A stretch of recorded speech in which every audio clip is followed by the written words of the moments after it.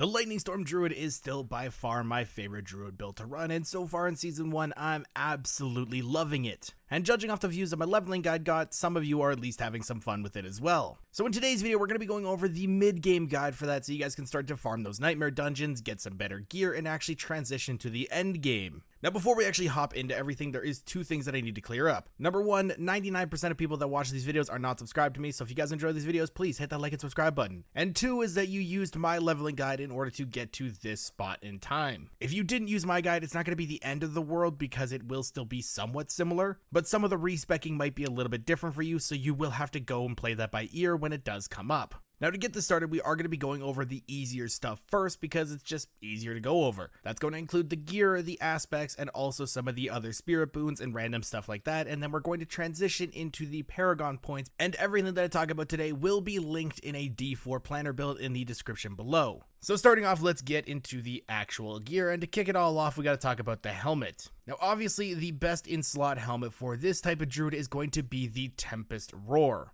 This gives you a ton of extra damage. It also makes it so your base storm skills are also werewolf skills, and your storm skills have up to a 25% chance to grant 4 spirit. It's just the best in slot. There's no ifs, ands, or buts about it. Now, obviously, finding Tempest Roar is still a little bit of an issue. So until you do find Tempest Roar, you should be keeping an eye out for cooldown reduction, maximum life, willpower, and barrier generation. And because this will be able to have an aspect on it, you're definitely going to want to look to put the aspect of Mending Stone. This helps your Earthen Bulwark out because until you get Tempest Roar, you won't actually be using an ultimate, so you don't really need Grizzly Rage, so you'd rather have Earthen Bulwark for more defensiveness, and Mending Stone just makes Earthen Bulwark a lot better. After that, we can move into your chest piece, and there are two options sort of like the helmet. You can go with the unique Mad Wolf's Glee, because this makes it so werewolf is your true form and you get plus ranks to all werewolf skills. And if you remember from Tempest Roar, all storm skills are now werewolf skills. So you get a nice benefit to your storm skills, making them do a lot more damage, and you also get a few other nice little bonuses off the chest piece, like damage reduction from enemies that are poisoned, movement speed, poison damage, and physical damage. Physical damage is not really that important to you, but with the build going on later with some respecking, poison damage and damage reduction from enemies that are poisoned are going to be very big. Now, if you don't have Mad Wolf's Glee, you can use a regular chest piece, and for this one, you're going to just look for everything that is damage reduction. Damage reduction from distant enemies, damage reduction from close enemies, damage reduction just flat out, or damage reduction while fortified. You just want as much damage reduction as you possibly can.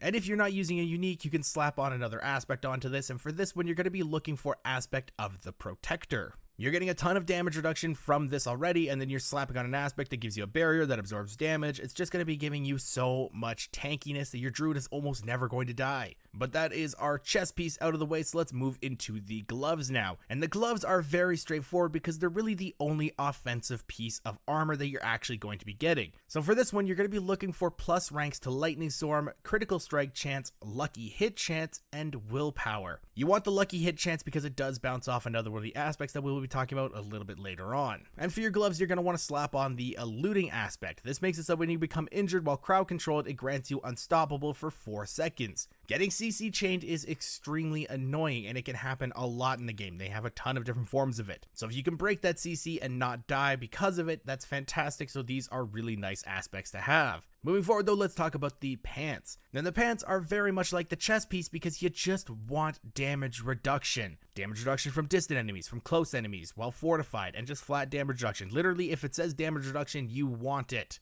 Moving forward though, we can talk about the boots, and the boots are also very straightforward. You're looking for movement speed, spirit cost reduction, movement speed after killing an elite, and fortified generation. After you do find Tempest Roar though, you can also look for percent armor while in werewolf form on your boots, but that's only after you get Tempest Roar because before that it won't really help you. And for your boots, you're going to want to look for the Ghost Walker aspect. This is while unstoppable, and for 4 seconds after you gain increased movement speed and can move freely through enemies. So when the eluding aspect procs, you're going to be able to move through enemies and get yourself out of danger. It's just a really nice wombo combo off of that. But that is our armor pieces done, so let's move into the weaponry. And to start off with, we've got your one-handed weapon. For this, you're going to look for a one-handed axe. And the stats you're going to keep an eye out for are vulnerable damage, willpower, core skill damage, and critical strike damage. And if you do happen to have Tempest Roar, you could also look for critical strike damage with werewolf skills. And for the aspect on this one, you are going to be slapping on the aspect of retaliation. This makes it so your core skills deal more damage based on the amount of fortify that you have. And this build has quite a few different ways to get fortification, so you're going to be doing a lot more extra damage. It's just a nice little thing to slap on there to give you just that little bit of extra oomph. And for your offhand, obviously, you're going to be picking up a totem. And the stats you want to look for are cooldown reduction, critical strike chance, spirit cost reduction, and damage reduction while fortified. That's all very straightforward, so let's talk about the aspect that's going to be going on here, and that's going to be the Night Howler's aspect. This makes it so that Blood Howl increases critical strike chance. In addition, it also affects nearby companions and players. But those are our weapons and offhand covered, so let's move into the jewelry, the really fun part. And to start off with, we've got the amulet. For this, you're going to look for cooldown reduction, spirit cost reduction, damage reduction while fortified, and movement speed. The movement speed is probably the most important part because druids are hella slow. And this build does not really help you out at all with that because you're standing still a lot, so the movement speed is really nice to be able to dodge stuff. And for the aspect, you're going to be looking for the overcharged aspect. This is a lucky hit aspect, so the lucky hit percent chance on the gloves really comes into play here. And with this, you have a percent chance when dealing lightning damage to overload the target for 3 seconds, causing any direct damage that you deal to pulse and deal additional damage to surrounding enemies. Your entire build is pretty much lightning damage, so if you have that lucky hit chance, it's going to be proccing quite often and give you a really nice increase to damage.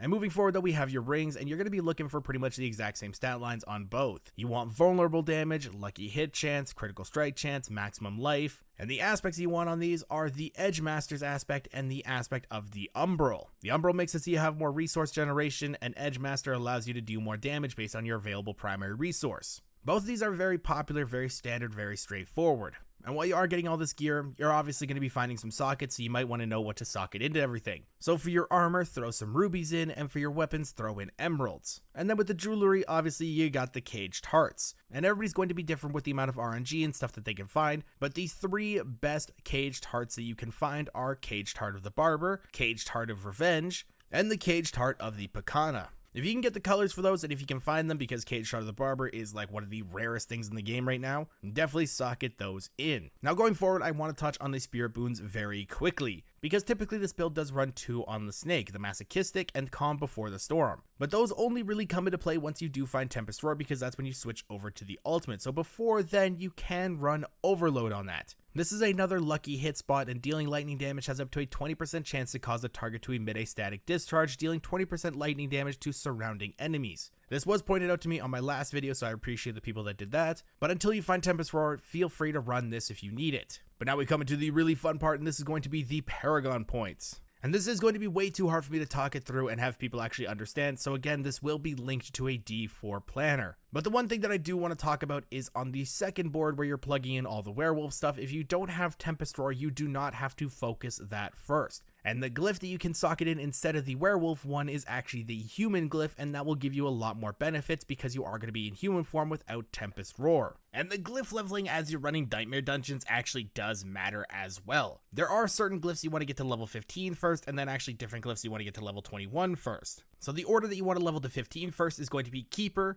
Fulminate, Earth and Sky, Exploit, and then Werewolf.